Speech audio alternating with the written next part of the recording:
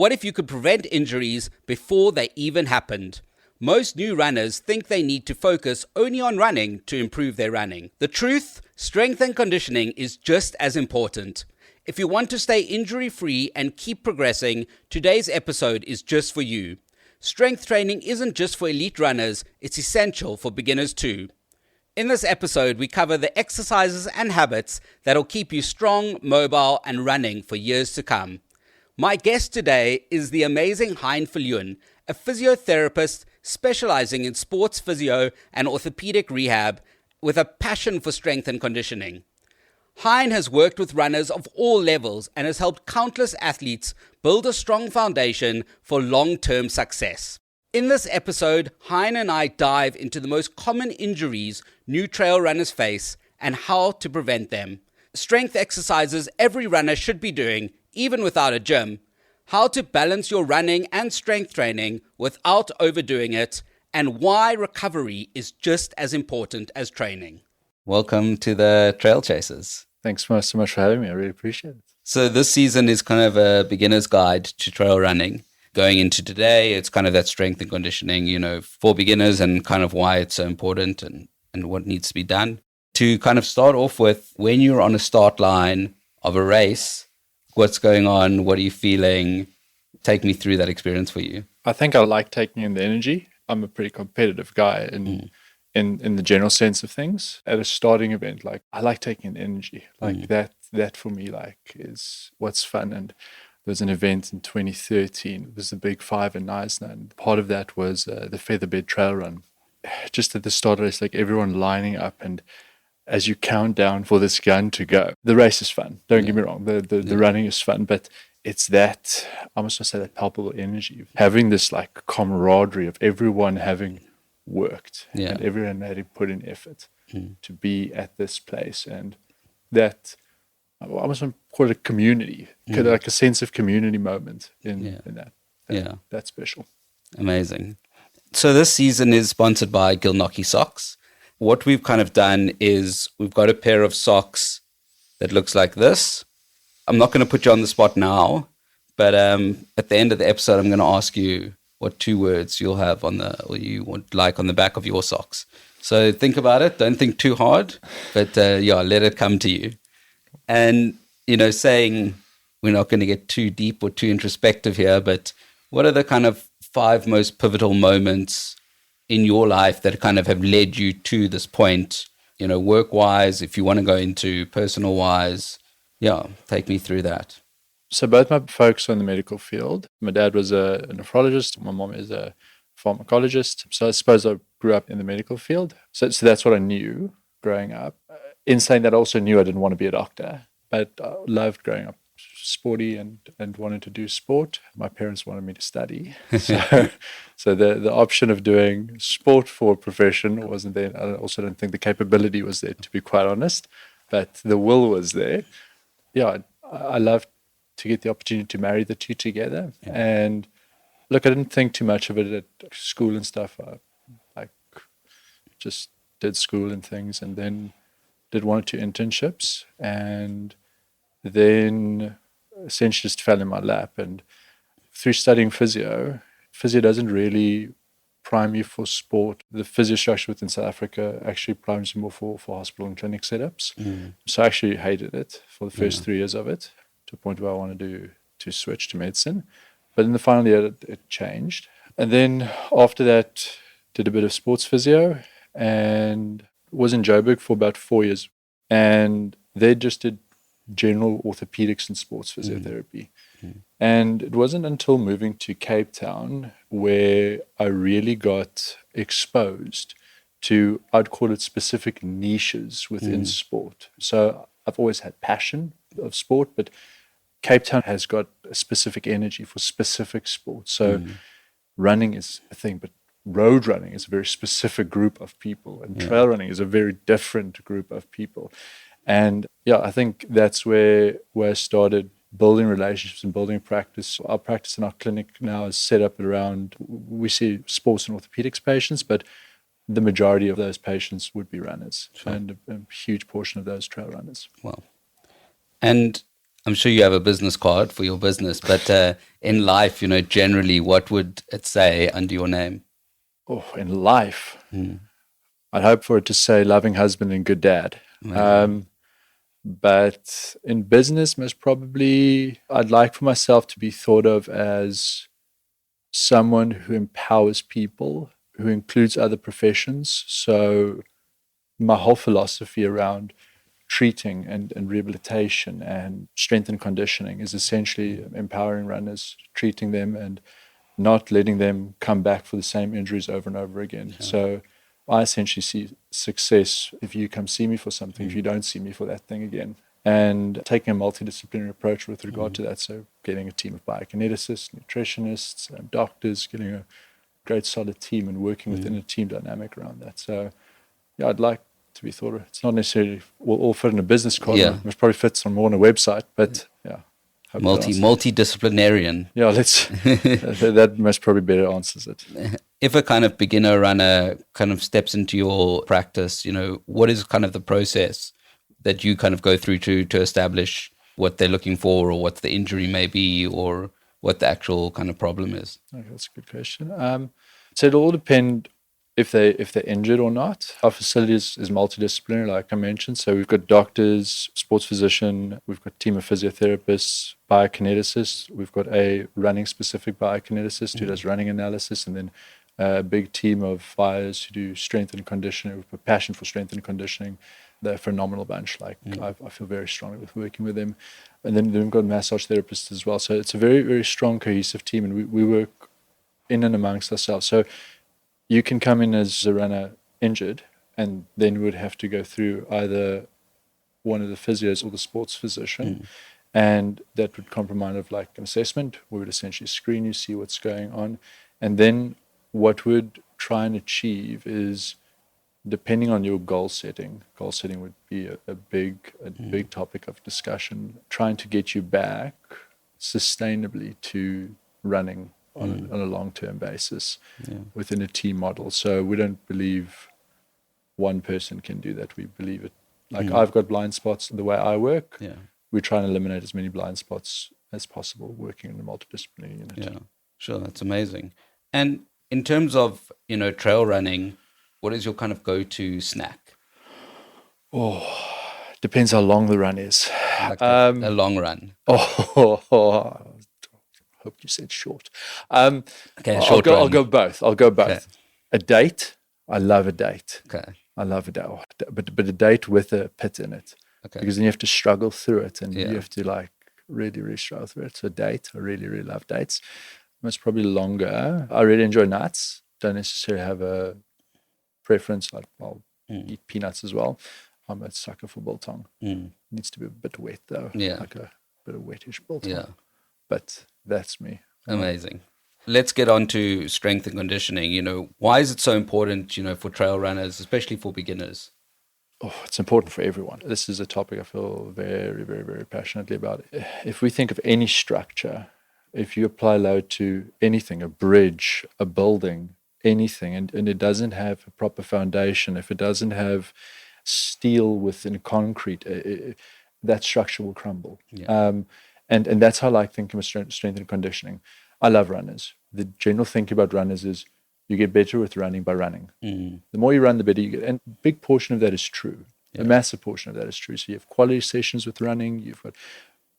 But I believe a big portion of the running community, both running and road and trail, are neglecting strength training, partly due to lack of education on it, but also just to, I don't know if it's disinterest or this incorrect thinking around that it's not as important as a speed session or a hill session or a long run.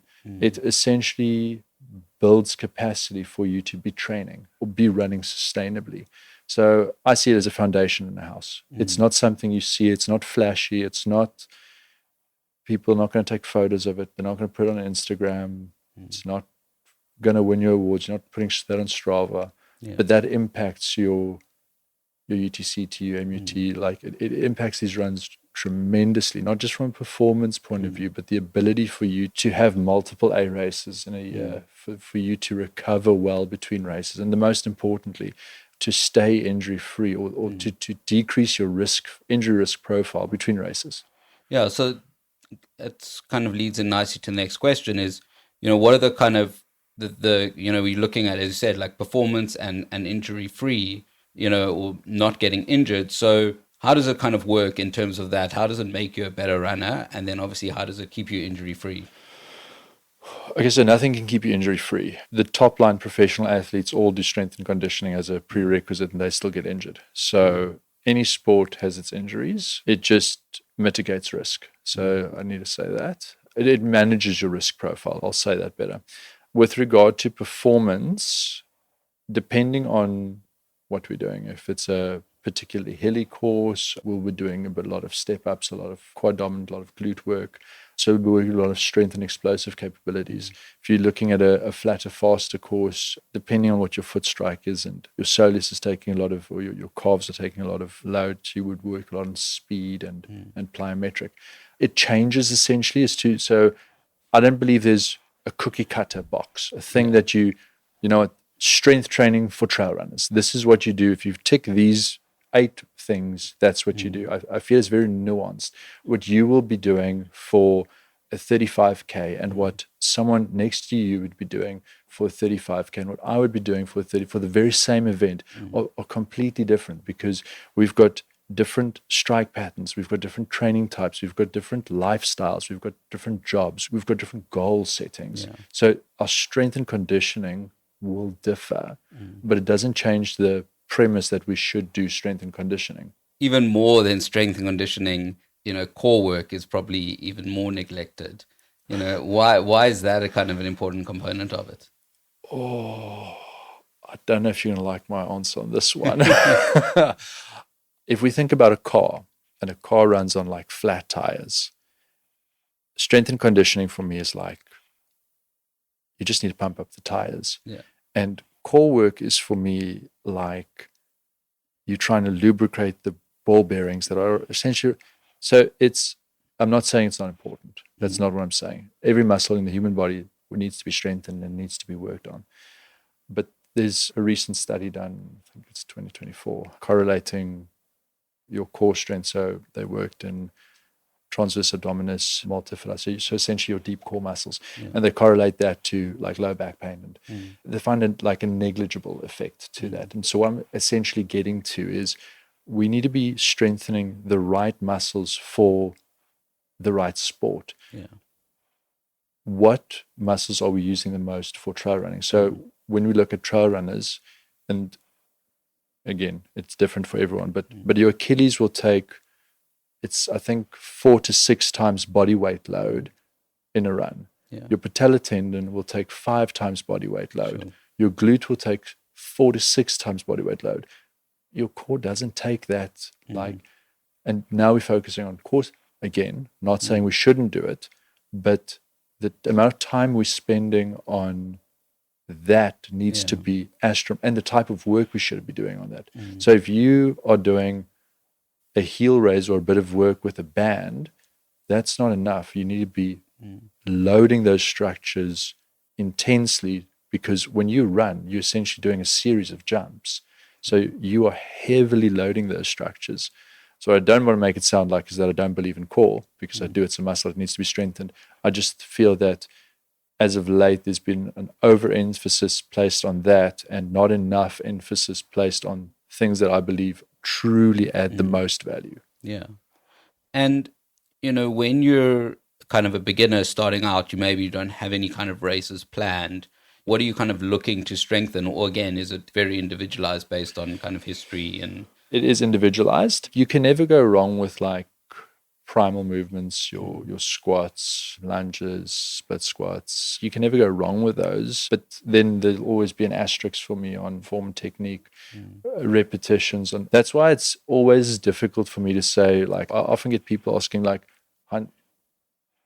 just quickly a program for this. And it's different. It's what is your tolerance level for 10 kilogram squat? What is your tolerance level for a split squat? Like every person is different. So it's nuanced. Yeah. And that's to a large degree why we started our center is to have these strength and conditioning sessions and classes and have a structure in which people can be guided through strength and conditioning on a individual basis within a community setting. Yeah. So it's not a cookie cutter thing you just download. That is better than nothing. I need to make that clear. So someone doing something is better than nothing, but things can be tweaked. Yeah.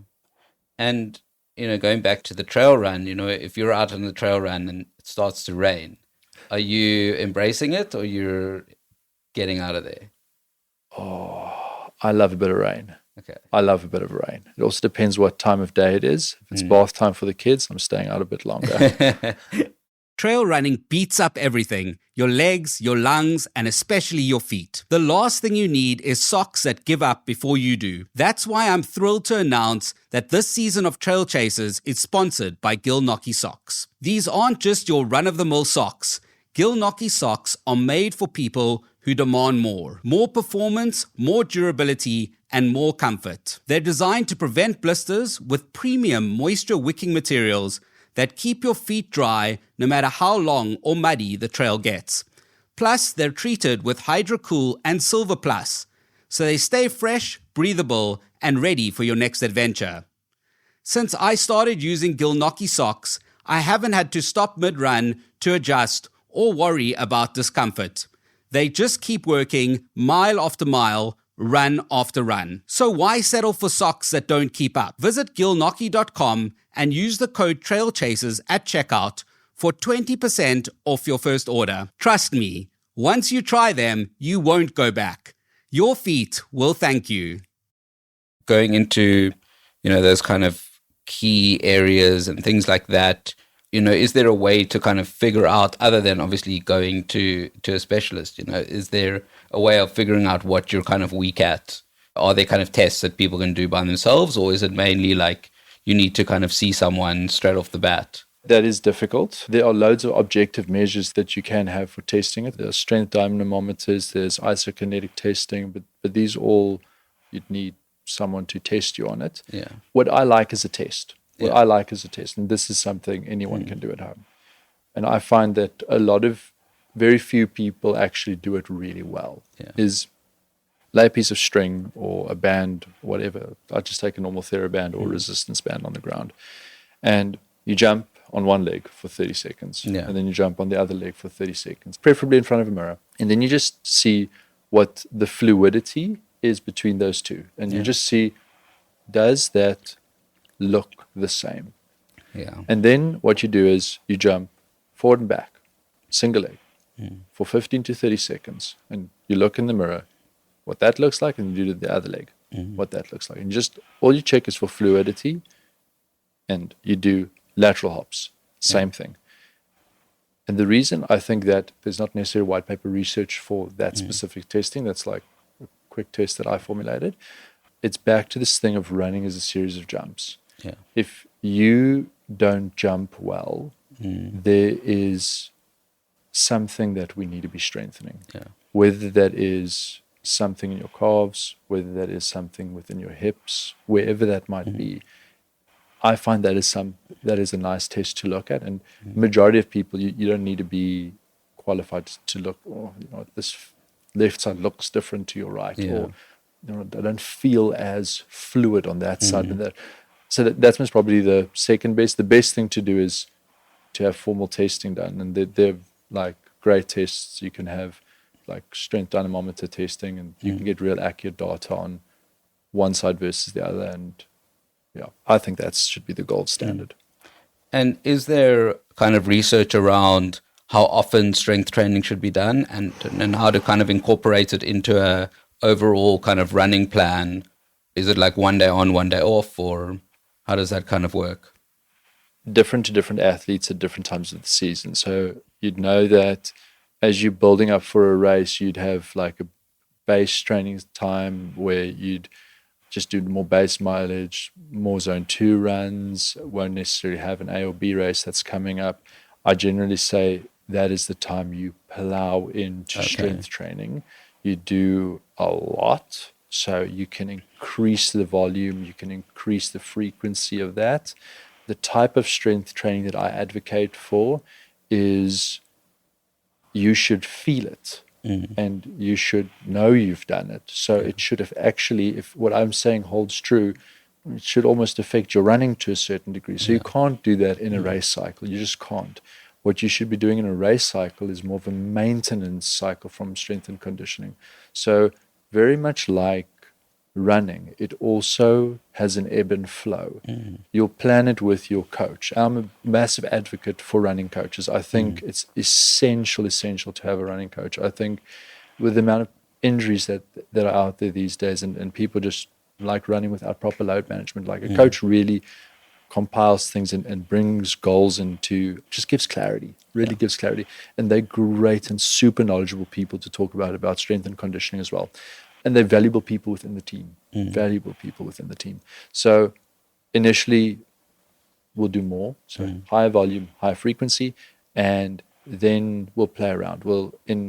Let's say a high, more strenuous time, we'll have 1 to 2 sessions a week. And those sessions will fluctuate. You'll come in and say, Hein, listen, my legs are hurting. I did a long run this weekend and the conditions were brutal. So then we'll have, maybe within that session, we'll have 1 or 2 exercises that we'll regard as those are important exercises that we have to execute well on. So see them, I don't know, like that 80-20 rule. So that would be a high intensity exercise, or not intense, but like effort. That'd be big effort exercises. The rest would be, we can work around that and still manage your load within that. So it's very nuanced. And different to each person. I think the big things when it comes to trail running is, that stability and the agility. I think most, even if you are doing like Jeep tracks or things like that, it's still super important, especially if you're coming from somewhere where you haven't done that before. What is the kind of muscles behind that? What are, to improve that, obviously it's a case of doing it as much as possible, but, is there muscles that you can strengthen or exercises that really can help with those type of things? That is very important. So with trail running, stability or proprioception is huge. And I almost want to separate the two, where I see proprioception as almost the awareness of where body or limb is in space. So the ability for you and I to run and for us to look at one another and for our feet and ankles. Now, we can't do this on every trail run. So let's call it a normal farm road, but for ankles to give feedback or feet to give feedback to us and say, this is a bit of a rock, let's not roll the ankle, that would be proprioceptive. Balance is you standing on one leg. So those two things are slightly separate, they blur slightly, but you need good proprioception and good balance for trail running. So we need to be conditioning both. So it would essentially be training your tibialis posterior, so muscle on the inside of the ankle, and your peroneus muscle on the outside of the ankle. Do a series of work on either Bosu ball, RX mat, unstable surfaces. RDLs, great exercises to be doing for that. You can get highly functional with them into like running man positions, work in kettlebells as well. So proprioception exercises, I think, firstly can be done at home and should be done at home multiple times. These things everyone should be doing them. When it comes to agility work, that again is slightly more nuanced. That is speed with essentially jumping as well. So there, one of your calf muscles or soleus gets involved a lot, and the drills we'd be doing there would be a lot of bent knee posture, because you essentially, when you run in a stiff but bent knee position. Mostly stiff but bent knee, but trail running is slightly different, but stiff but bent knee, and you try and move that as rapidly as possible. So either on a plate or back and forth over a band. So it's essentially quick twitch movements that we'd want to re-educate within that. So those are two different things, but very, very important things. Stability and then agility. You'd have to be retraining that. And these are things people can be doing at home. Great resources online to train on that. And, you did mention that kind of ankle brain, so how important is kind of that mental aspect of that? Or is it kind of just more training your ankle to So, do so, what it's supposed to do? so the mental component comes in massively when someone has had an injury before. So if they've had an injury, whatever the limb is, there's something called fear avoidance that comes in. Yeah. And that is something we then need to work through. The severity of it changes from patient to patient or person to person, but it's generally not in people who don't have a previous injury. It's proprioception is something you can train. I feel so. Apart from trail running, I feel there's two things that people, just from a longevity point, should be doing: is strength training, so weight training, and work on proprioception. You want to decrease your fall risk when you get older, so that you don't fall and break your hip. And if you do fall, you want to make sure that you're resilient enough to not break. So you ever want to have good bone density. So I feel strongly on proprioception throughout any age category, irrespective of sport. Yeah. And, obviously getting a coach and training, you can get better, but are there things you can work on to get better at climbing hills and descending? Yeah. So climbing hills, there's loads of drills you can do, step ups, drive-throughs. There are loads of exercises you can. You could essentially curate your trail running or your race experience and train for that in the gym or at home to a large degree with a lot of these exercises. And that's why strength and conditioning is so important, because if you take something as easy as going up a mountain or going down, so just a step up and a step down, those are things you can train. You take a step, you take a weight, however heavy you want to take it. So if we go by, you are essentially running up there, so your patellar tendon will take 5 times your body weight. I'm not saying you should load it 5 times, but you will have to have incrementally more weight. So we'll do kettlebells on each hand, and you will do step-ups there. We train. You cycle through that. Then going down, you eccentrically work that. So you go slowly down. First no weights, and then there are loads of ways you can incorporate different exercises in curating your running experience for you. I've been running for a while and this is overwhelming for me. So as a kind of beginner, what's the best way to not let it get overwhelming or overcomplicated? I suppose the way you view it helps me. So I view it like brushing your teeth. Brushing your teeth, you do twice a day, every single day. Very few people come to me and say, Hein, brushing my teeth is such an overwhelming experience. The commitment of brushing my teeth twice a day, every single day for the rest of my life is the struggle. The commitment I have.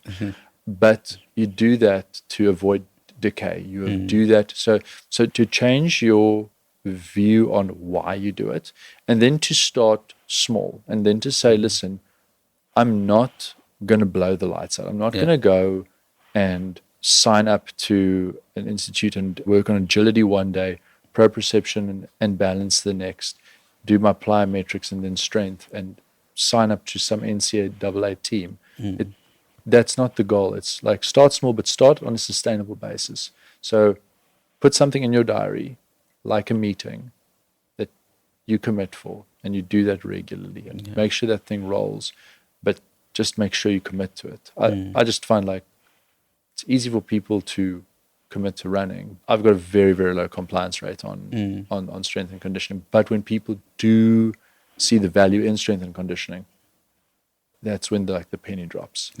But it does take a while. And, if you're out on a run and you're experiencing kind of discomfort, what is your kind of protocol? Is it like stop, assess, or is it run through it? How do you like analyze that?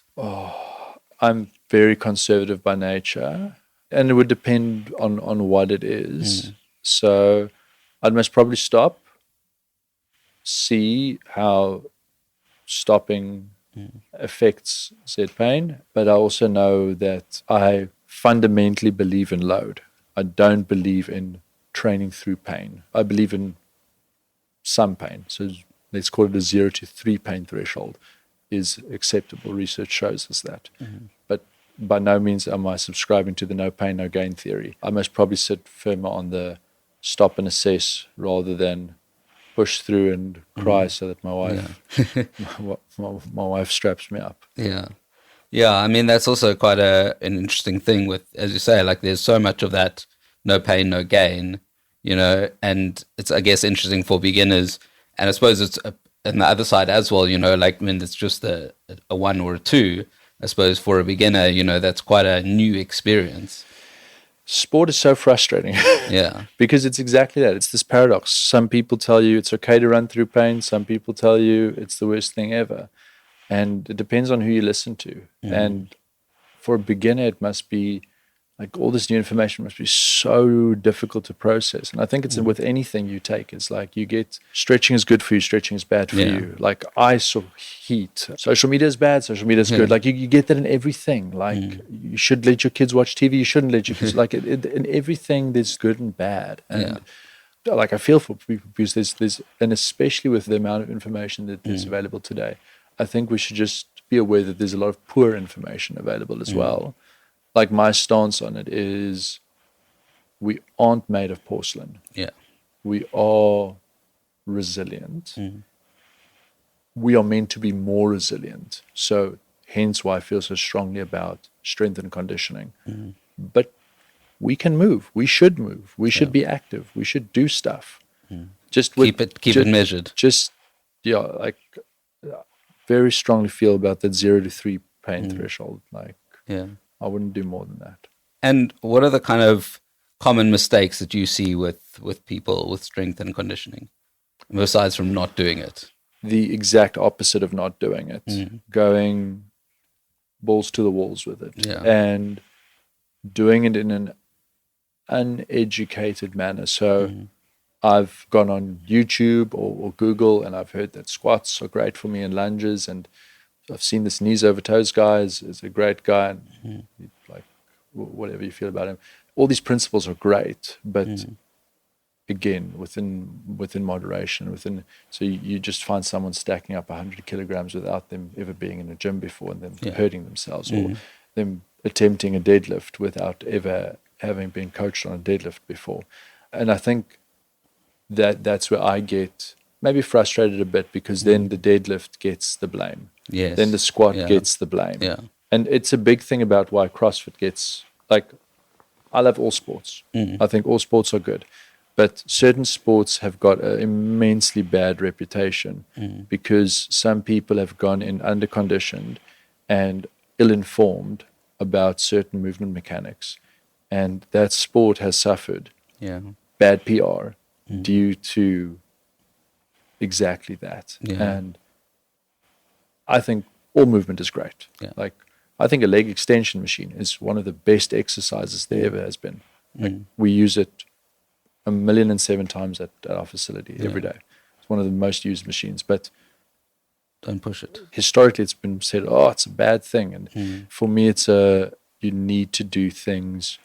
I think that's why I've landed so hardly on do things with guidance of people who know, because then you don't need to constantly be reliant on people like me. The people who see me the most are people who do things on their own. Those are the people who see me the most. So, in terms of not overtraining for beginners, would kind of the best course of action be to like seek help? Your goal should be to avoid physio. Physio doctors should be your goal. And I firmly believe the cheat code in avoiding physios or doctors, and I am a physio, so this doesn't benefit me. Doctors, you should still have your general check-in, so this is only speaking about like acute injuries. To avoid acute injuries is to get a team, someone who is knowledgeable about strength and conditioning. And I have found that biokineticists are really good at that. Some trainers are really good at that. Get a team around you who does that and can guide you through that and work with them and talk to them about your goals. Say, listen, not super keen on this. I don't want to become a weightlifter. I don't want to be a bodybuilder. I want to run. These are my goals. But there was this other random guy that once said this. Can I try this? Or let's see if this has some value and give it a shot. Because there's actually some great work done on it. And how important is the learning process, because, you obviously don't want to be over-reliant on this, but is it kind of more a case of you should always go to a professional in terms of strength and conditioning, or is it you want to learn what to do so you can basically do it by yourself? So you want to learn. So it's essentially, it's what I said at the very, very start. We want to empower people. Yeah. So you want to have all the power. If you are knowledgeable and you can do all these things, by all means, do it. Yeah. The fundamental truth is strength and conditioning. That's the fundamental truth. That's what you should be doing. If you do that, you are doing the right thing. Yeah. It's not strength and conditioning under the guidance of X, Y, and Z, or under the guidance, or after you've seen a physio and after you've checked. That's not, it's strength and conditioning. That's what it is. So, and the goal should be to be independent. Yeah. That should be the goal always. Yeah, and then going into that, how important, I mean, obviously form is so important, but, in terms of that injury prevention, as you said, like the deadlift gets the blame when it's actually your form. So, how important is kind of considering that, as well as obviously learning the movement, but learning how to kind of do it correctly. I think it's imperative. I think that's the biggest reason I feel so strongly about going to seek help. That may be load management. Those are the two biggest reasons why I would say a professional adds the most value in assisting you in your journey on strength and conditioning. Because if you can do the movement correctly and execute on it well, and you execute load management properly, then you're fine. Then you just add that into your program, you talk to your coach with it, then it's fine. Then there's no risk. And when you're kind of getting into that running, you may be running like once a week, is it then you would do like one kind of strength session, or would you kind of load the strength in the beginning, straight off the bat? I actually think I'd work on the frequency of running first. I actually think what you need to be doing there is your body sees an event as, I describe it as your body's like an anxious teenager. It gets shocked quite quickly. So if you do an activity once a week, so you do running once a week, your risk profile is really high. So if you increase the frequency more often, you mitigate that risk. So I'm not saying run 30 kilometers. I'm just saying increase the frequency so that your body gets used to load. So I must probably do that to the person and say, let's increase your frequency, so get you running more frequently or less intensity. I don't even go into distance. I just work on intensity. I'd most probably do that first before I work on strength and conditioning with that person, because I don't feel there'd be true value added there before. If you have one run, one strength and conditioning session, I don't believe your body responds. You do get weekend warriors, but those aren't the people who benefit the most from strength and conditioning, and they're also the people who get injured the most frequently. So to mitigate that risk, first run slightly more. That's how you manage that risk profile. And is there another side of that, like where it's running too much? Yes, 100%. So I've got people who run 7 days a week. That is on the other side of it. So 100% there is another side of it. But again, it goes to intensity to me. So there are people I work with that cover huge mileage. So yes, trail runners do spend a lot of time on their legs, but specifically road runners they cover mass mileage before comrades. They do like 2,000 plus kilometers before comrades. So that's immense load that you have to cover. So these people have to be running frequently. But if the intensity is very low with those runs, their risk profile is managed relatively well. I see a higher risk profile in the once a week runners that gun it on their discovery runs. Yeah, sure. That's so interesting. And going back to the trail running, what is your kind of approach to hills? Are you like one shot done, or are you like eat an elephant, small bites? On that very one, you asked me the first question about how I feel in that run. It was actually my first trail run. I did it with one of my mates, and it was the worst. There was this other guy in it, and he was a Neisner, and he rocked up in board shorts, and I just said, listen, all we need to do today is just beat the guy in board shorts. The guy in board shorts ended up beating us. But anyway, it usually is like that. On the hills, because we were suffering that day. What we ended up doing that actually surprised me was conserving energy, was just walking it out. And it's been a way I approach it, is like, see the hill as a hike rather than, it depends on how runnable, but see the hill as a hike. Yeah. That's a good piece of advice. I'm no Ryan Sands, so don't take my advice on that. And what is the one piece of advice you would give beginners kind of starting out trail running in terms of strength and conditioning? Start, whatever it is. So I've spoken a lot about like consultant professional, but that's my field. So that's why I'm what I'd call a purist on it. So, but I'd much rather have someone just start and do it at their gym and do some sort of work, even go to TikTok or YouTube or whatever social media there is, and just start. Just do something, because that's better than nothing. It's essentially what I refer to as your toothbrush exercise. Like, it's just getting something done, and then it's just building some capacity for you. So I'd start. That's what I do. What's the most rewarding aspect for you of your job? Oh, the most rewarding is having someone say thank you. Like, that's special, especially after like a big run, irrespective of if the goal was hit or like that hits home a lot. So like before the big events like Matt and ETCT and Cedarburg and UTD and things, my stress levels are quite high, I'm not gonna lie.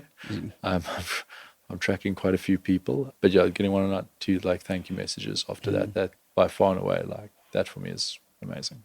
Yeah, amazing. And going back to kind of when you first started, what advice would you give to your kind of younger self? Just keep studying. Yeah. Like keep learning. I'd give that to like any of my other physios as well. I'd give it to anyone, irrespective of profession. I just think people should keep learning and keep being teachable. Yeah. I think that's very, very important. At the beginning, I mentioned the sock thing. So the sock exercise. What 2 words would you have at the back of your sock? So my practice, I've got a post up, and it's essentially a quote from what Jesus told his disciples after they freaked out in the boat, and it says peace, and the 2 words that it would be is be still. It's just to, I think often myself, I like freak out about stuff and like things just get busy. Just need to remind myself to be still. Is important. I like that. So I'd probably say be still, because I need to remind myself that every day. I love that. This was great. Thank you very much. Thanks so much for having me. Subscribe to the Trail Chasers today and ensure that you never miss an episode. And if you know someone thinking about starting trail running, share this with them. It might be the nudge they need to join you.